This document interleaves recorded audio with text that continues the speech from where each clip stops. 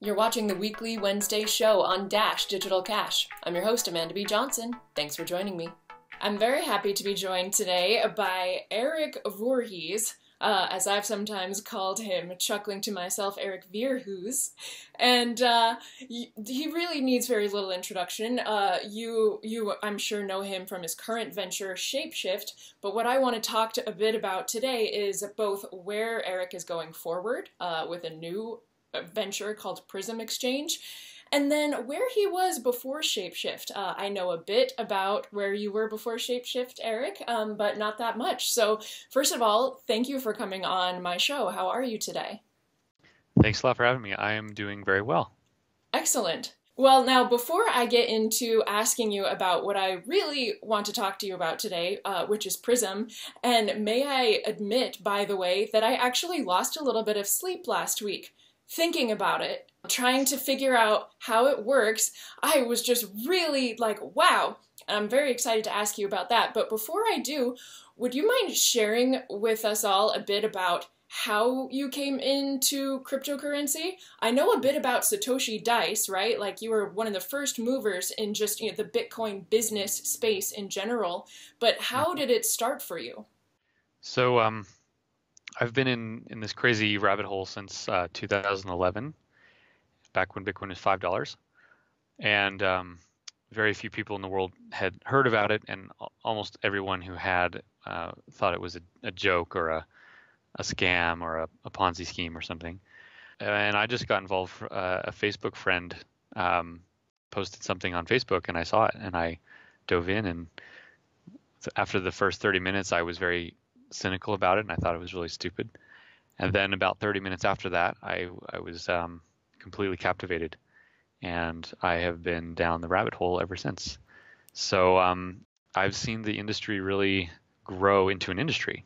When I got involved, it was not an industry. It was a few thousand people on the internet that were all kind of interested in this weird technology. And there were a couple little startups getting going. There was zero investment. Like there had never been any even angel investment into a cryptocurrency company. That had not happened yet. And now it is a multi-billion-dollar industry, and every financial firm in the world is looking into this stuff. Every government in the world is well aware of it. Millions of people have used it, and it is growing, month over month at a rate that is very exciting. So it's a dream come true in one sense to see this actually happening. And so, Erik, before Bitcoin and before cryptocurrencies, were you an entrepreneur before as well, or did this bring that out in you? I've always been an entrepreneur. I had never been a successful entrepreneur before crypto. And in my pre-Bitcoin life, I lived in New Hampshire and Dubai before that, and worked often in sort of freelance branding and marketing work. And I always had a few projects that I was working on, and none of them really inspired me on a fundamental level. But before Bitcoin, I didn't really know what that meant, so I didn't know what to compare it against. But once I found the fertile ground of Bitcoin, it was just everything's been built on that, and it's hard to remember a time before it. Wow.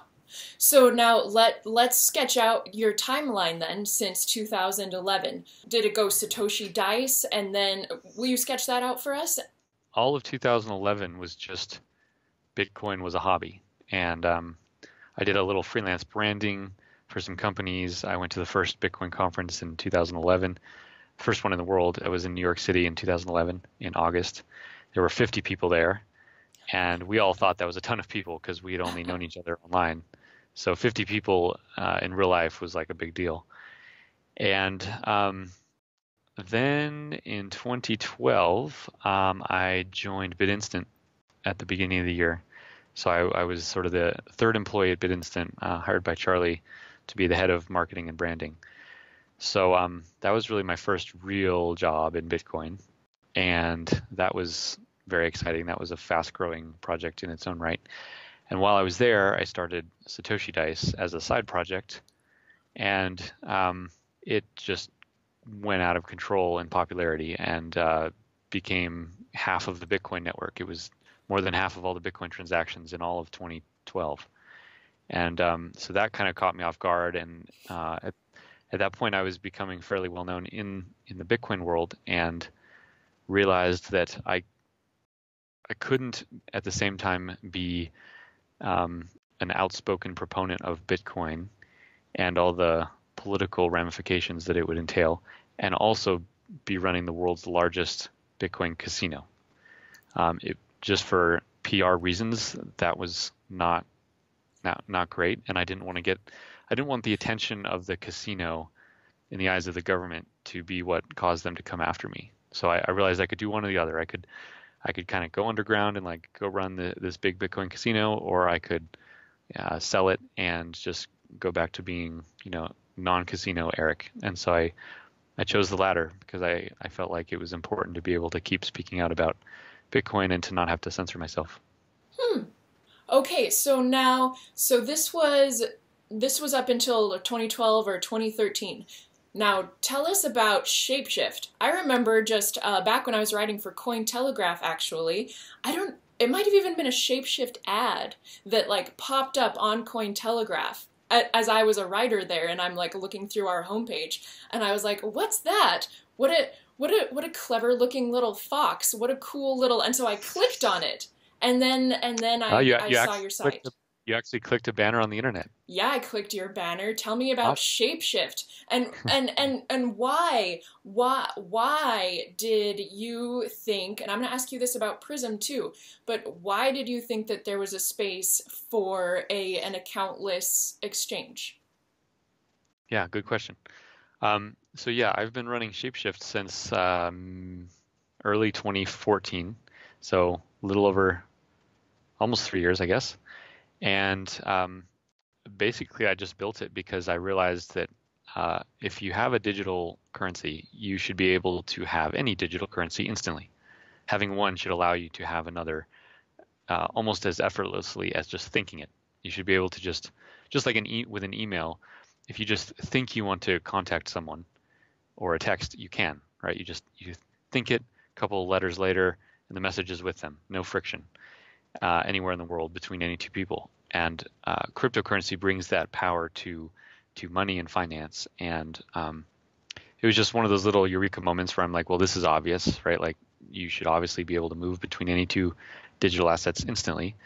So started building it. And it too started as a side project. And very quickly I realized it was going to require a full-time commitment, and it was going to become a big thing.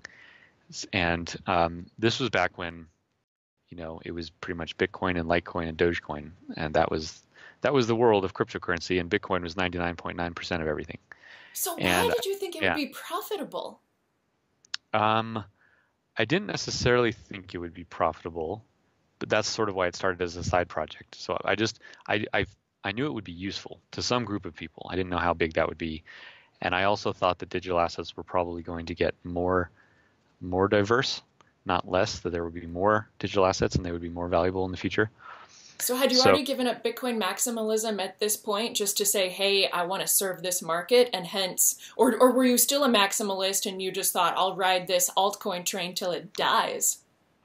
Good question. I was a maximalist, and I think I was still a maximalist when I started Shapeshift. By building Shapeshift, I started to learn a lot more about the other assets, and about the people involved, about what they were. And as I saw more and more digital assets for more and more use cases, I started realizing that I was simply wrong, that Bitcoin might be the best form of money, but money is not the only thing that blockchain assets will be used for. So even if you think that Bitcoin will be the only cryptocurrency used, a lot of digital assets are not cryptocurrencies. They are tokens that can be used for all sorts of things. And I think at this point, someone has to be extremely ignorant and narrow-minded and myopic to believe that the only digital asset in the future will be this one thing called Bitcoin. It would be similar to saying that the first big website is going to be the only website that everyone uses, and that website will offer all services for everyone. That would be very foolish. And I think now with the rise of Ethereum and all the cool projects that are getting built on top of that, the theory that other digital assets would be useful has now become true. It's not theory anymore. Well, now that moves me right into Prism. So Prism is, and I'm not going to be able to pitch it as well as you can because, like I said, I was up last week, like thinking about it. So tell me if I'm correct. It is a smart contract on Ethereum in which someone says, hey, I want to put $10 worth of Ether into this smart contract and subdivide it into different cryptocurrencies that I want exposure to. In your sample video, you used something like Bitcoin, Ethereum, Dash, Golem, something else.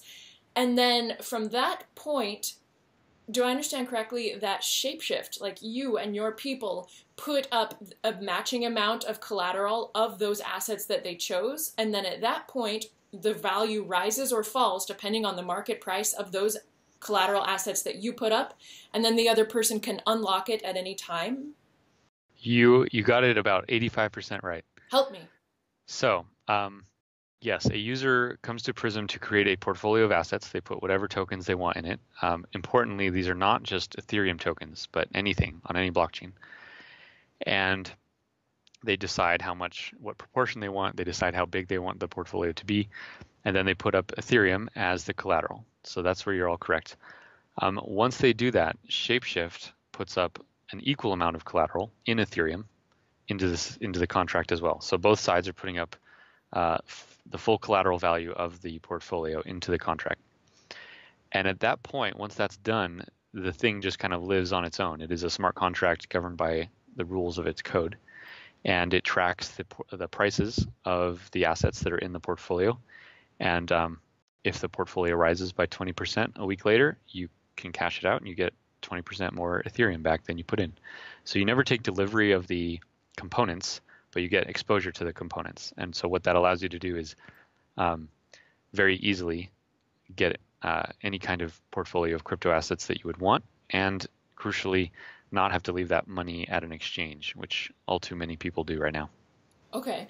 So let's talk about what's happening behind the scenes in the case of like a profit or a loss for the person's Prism. So if, like you said, the prices of the assets that they chose go up 20% and they choose to unlock their Prism at that point, is that 20% that they gain covered by Shapeshift's side of the collateral?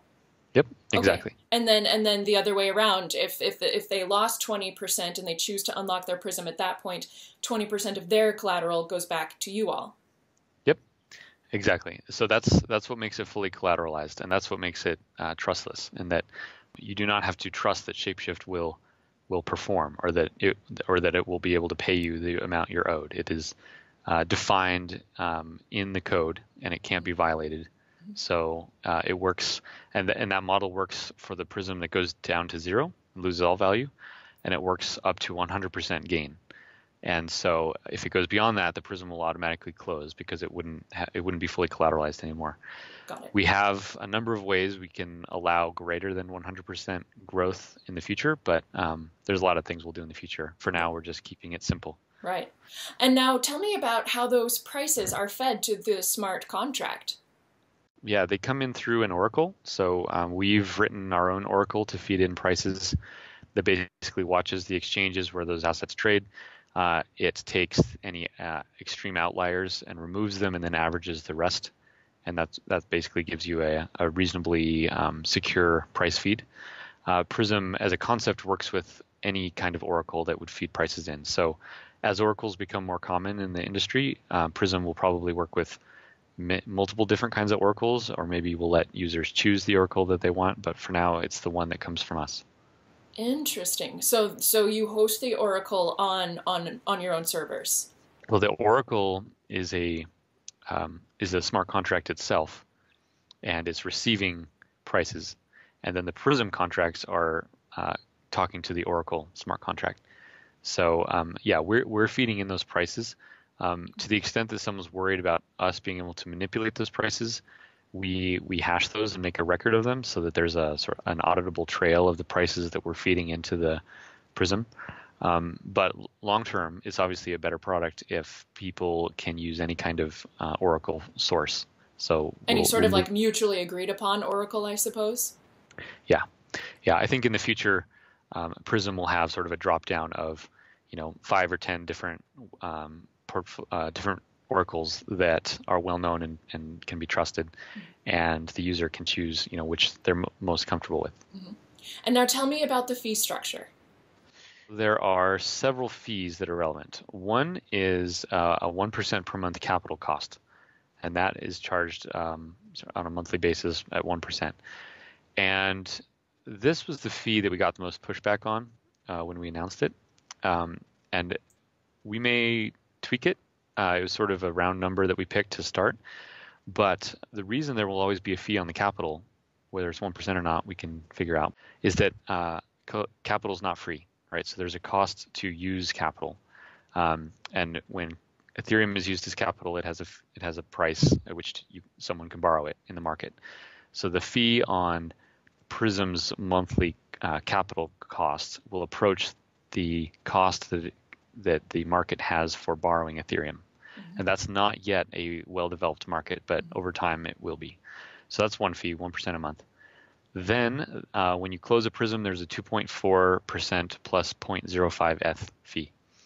The 0.05 ETH part of that basically covers all the round-trip gas costs that it required to set up the Prism. And then the 2.4% closing fee is essentially where we make our revenue. So that's our revenue model, is the 2.4%. Mm-hmm.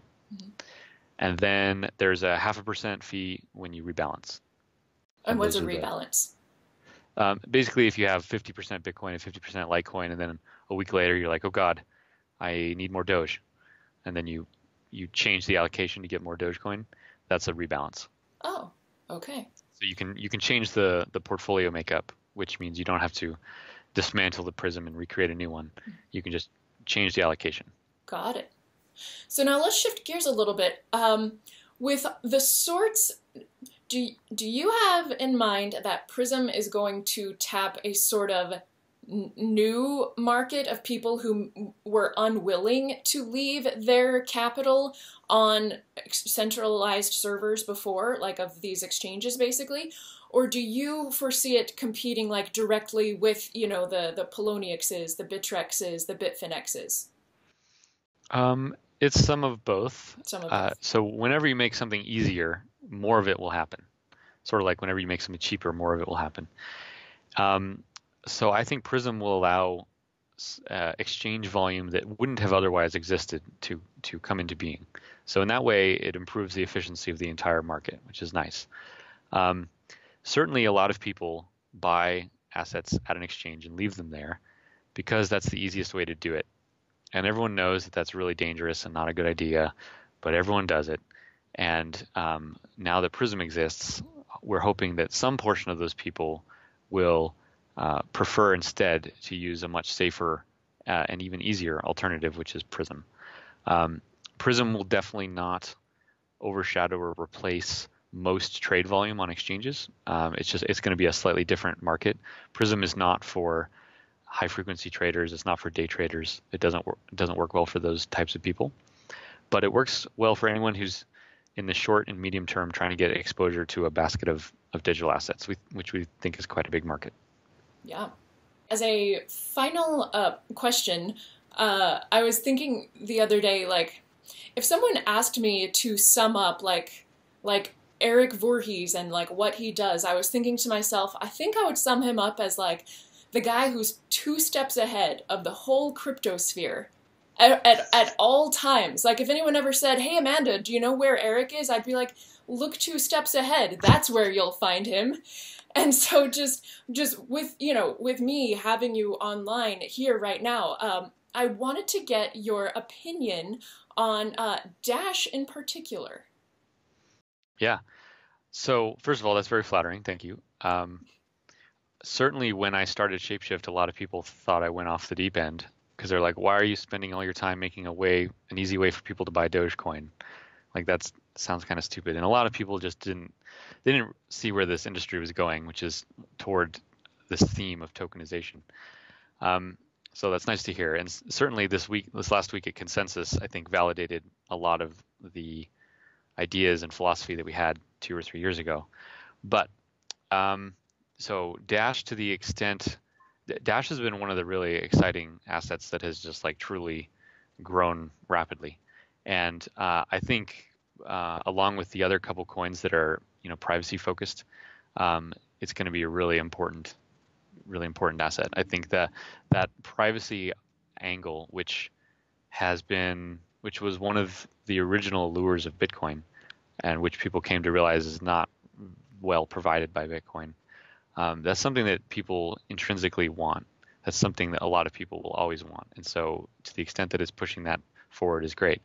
I also think Dash has done an amazing job with this sort of governance model and the incentivization of nodes. I think that helps instruct a lot of other cryptocurrencies and blockchain projects, is to like see that new model and see that it's working. And I know people that run super nodes, and they love it. They just have this feeling like they're not only participating, but that they're actually earning money for doing so. And that like it really helps, just like Bitcoin paid miners and did that well to bootstrap the whole thing. Dash paying these nodes, I think, was a good iteration on that idea. So I've been really happy with it. As far as technically, Dash is one of the least problematic coins that we have at Shapeshift. So a lot of coins, like, they're always exploding, causing problems. They've it's kind of like raising a bunch of farm animals. All this software is like sort of beta software at this point, and some of it is pretty challenging to work with. So when we're rounding up all the hogs, like, Dash has been one of the more cooperative ones that gives us the least headache. So to the Dash engineers out there, thank you for building something that's been reasonably stable. Very good. Thank you, cooperative Dash hogs. That's excellent. Well, Erik, I want to make sure that people know that Prism Exchange has its own social accounts, so I'll post them on the screen now. And I thank you very much for your time. Thanks for having me. Prism Exchange is currently in a private beta phase, meaning you can request an invitation to begin using the exchange by visiting their website. In addition, please welcome 2 new businesses to the Dash economy. First is Danny Lee Golf Instruction, based for 15 years in Southern California and now accepting Dash in exchange for golf lessons. And secondly is Lady Shop Online, which is a women's apparel retailer based in the Netherlands and now accepting Dash for payment.